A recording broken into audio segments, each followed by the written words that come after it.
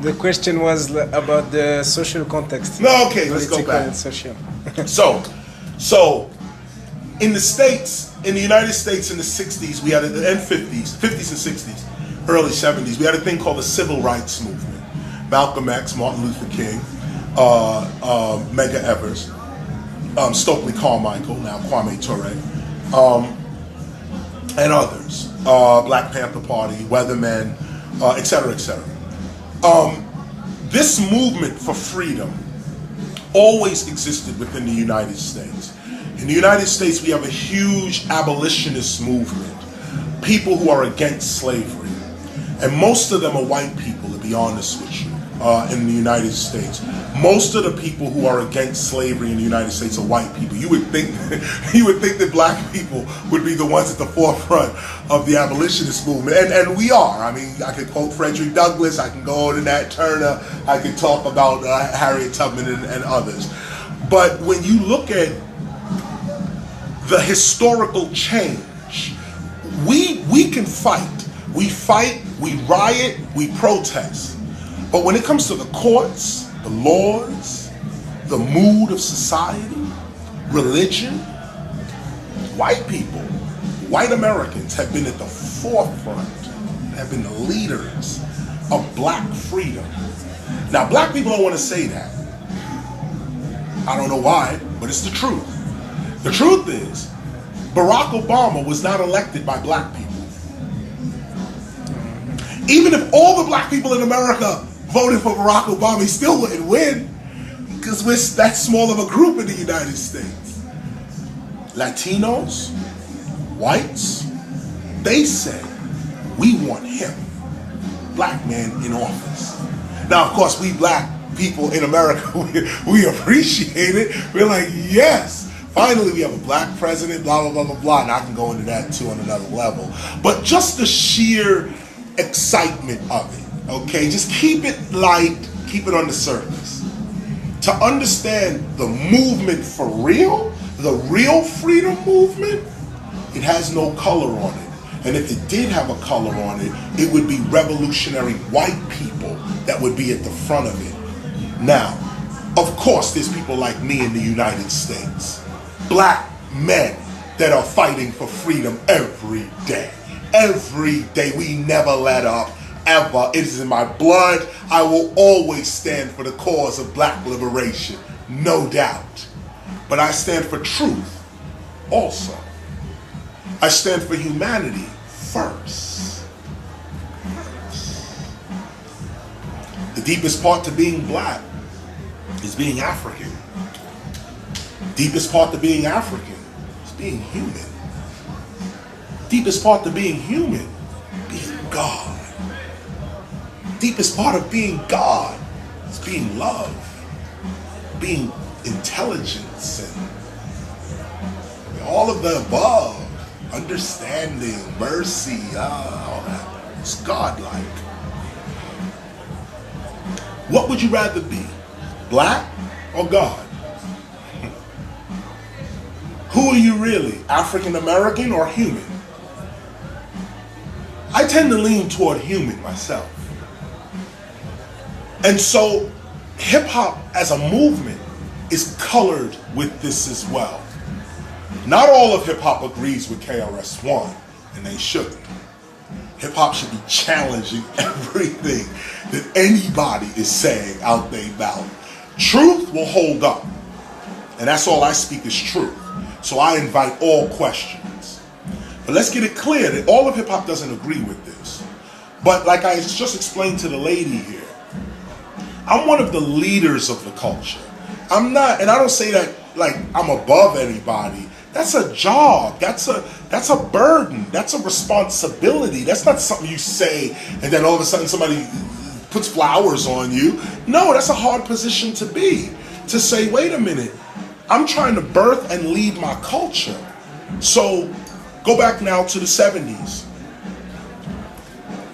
Malcolm X is assassinated. Dr. King is assassinated. John F. Kennedy's assassinated. Medgar Evers assassinated. And Black Panther Party members assassinated. And then all the other little ones that didn't get the name recognition assassinated. I grew up in that. Hip hop grew up in that. There's two types of people in the world. Black men and black boys. Black boys is who you see on mainstream television. I want the girl, the big house, I'm driving the car. That's little boy stuff. And any man will let you know, any man knows that. Any adult knows that. Now, I'm not saying that when you're on TV you can't aspire for the good things in life, no doubt. But a man, a real man, he gets on the TV and first he looks for his kids. Let me make sure my kids ate today.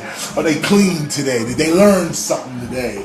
Are they protected today? Before I can even talk to you, is my kids good? It's a man. Is my woman good? Is she empowered? Does she feel like she can breathe? Is she expressing herself? Does she feel loved? What's my woman doing? Most of the rappers you see on TV, they have no woman in their life. They have little girls who are only interested in little boys. So they play little girl, little boy games. I want the guy with the car. That's a little girl, a little boy. I can't argue with that. Leave all that over there, okay? There's a little girl, little boy arena that rappers play into. But the majority of us are men and women, the majority of us. So the movement starts with black men. Hip hop begins with black men in particular. In particular, not black boys, not white boys, not Asian boys. Men, black men talking to white men who are talking to Asian men who are talking to Latino men. We all come together and we say, like my man, I could run down, like in graffiti, you got Takey 183, one of the most famous graffiti writers in hip hop. He's Greek. You got Quick and Scene, who I think is Italian. Scene, rest in peace, he passed. But Scene is he's a legend in graffiti writing. It's a white kid. Big Cap, who used to run around crossing everybody out. White kid. They not hip hop? Of course they hip hop.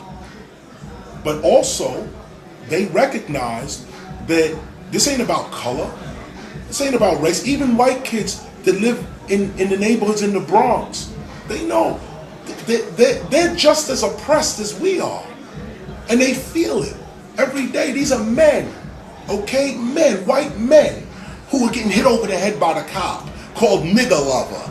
Or you just want to be a nigger lover, by other white men. You walking down the street with your black girlfriend, and you got blacks and whites dissing you because whatever. No, that's a man standing for his principles. I don't give a fuck what y'all think about me and my wife. I'm a man. Step over here, I'll give you two in your head. That's what I'm talking about.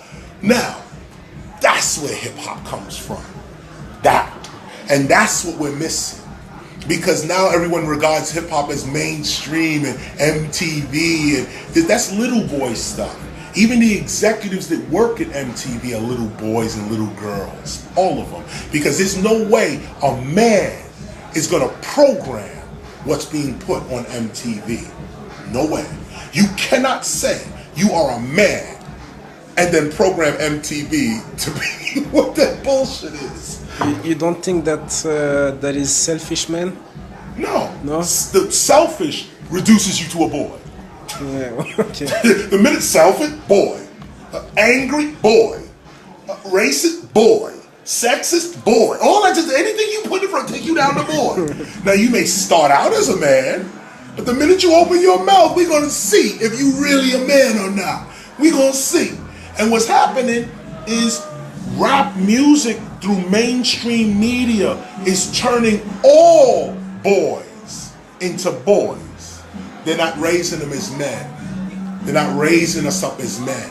And this is the movement of hip hop, maturity. This is it. At least the first part of it was maturity. I'm not that kind of man. I'm this kind of man. And now we're going to stand on it. What is it? It's Malcolm X. Oh, word. What is it? It's the Black Panther Party. Oh, word. You go to any prison in the United States right now. Go to any prison in the United States.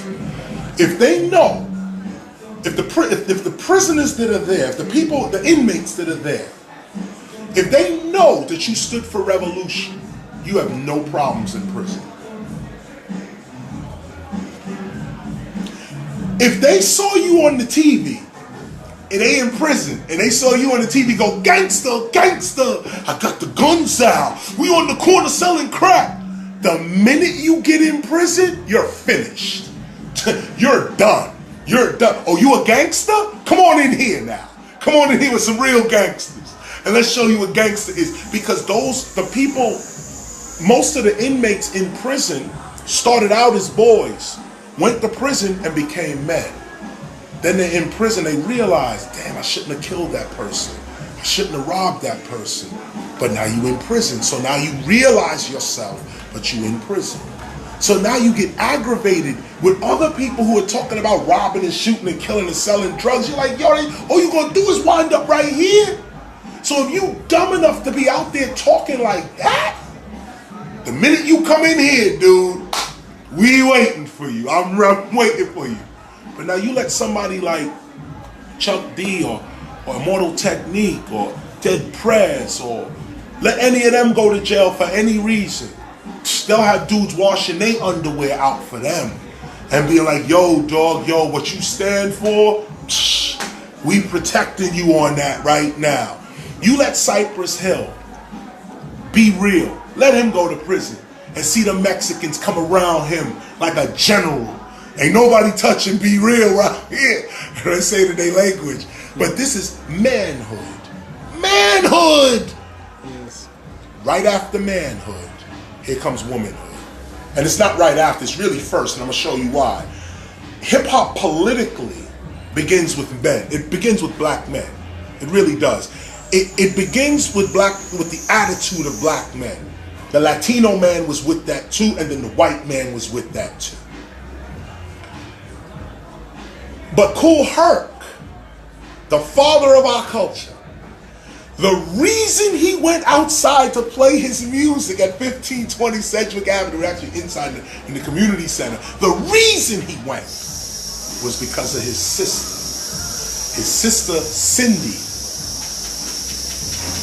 Cindy Campbell. Cindy, his older sister, was the one who said, yo, Herc, go, as she said, he was a graffiti writer, right? Cool Ass Clyde. And it was his bigger sister that said, could you DJ for my birthday party? And he left the walls and became a DJ and started playing, James Brown and Apache and all these classic records now. But let me go from him to her. Women, not little girls, women, real women, is the purpose of hip-hop, is the glue of hip-hop. It's the glue of it. Men are the outward appearance of hip-hop, black men. Behind them is all kinds of women. Start with Cindy, with Kool Herc. And Pebbly Pooh, first female MC, who was with Kool Herc.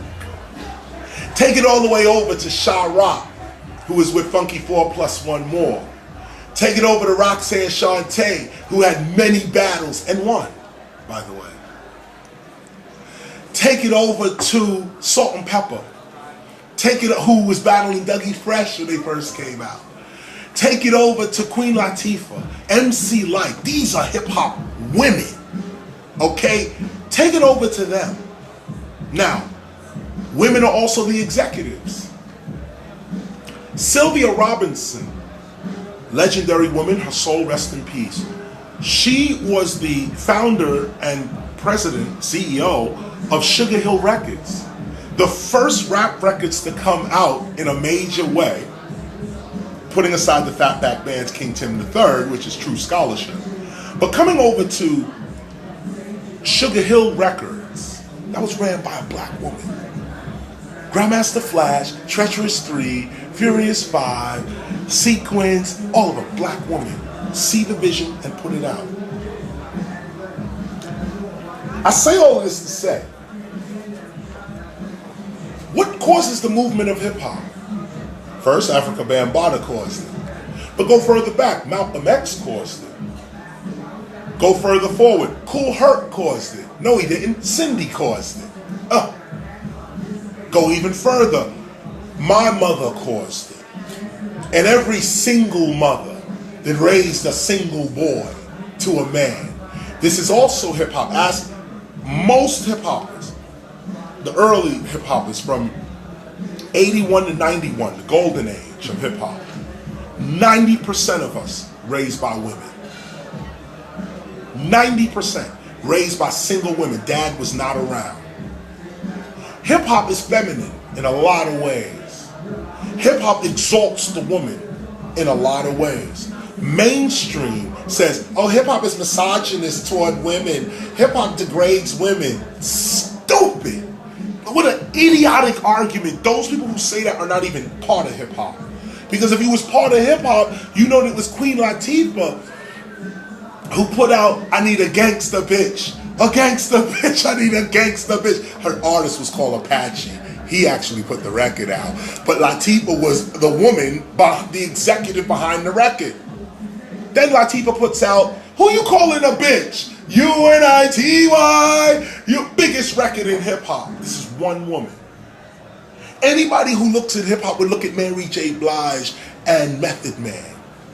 Method Man, the record, you're all I need to get by. Shorty, I'm there for you anytime you need. For real, it's me in your world. Nothing makes a man feel better. I can't get his lyrics together. But when you listen to the lyrics of Method Man and how he adores Mary J. Blige, he's just like, oh, you're my world, you're my everything, you're everything. How is that misogynist? At the end of the record, he says to Mary, you my nigga. Does Mary go, why you calling me a nigga? No, Mary know exactly what he's talking about. She's like, word, they did the video together. She even went and did another record with Ghostface, which was even bigger than that one. This is real hip hop. Real hip hop. Not sociologists, not professors. They don't even know their own subject. How you gonna look at hip hop?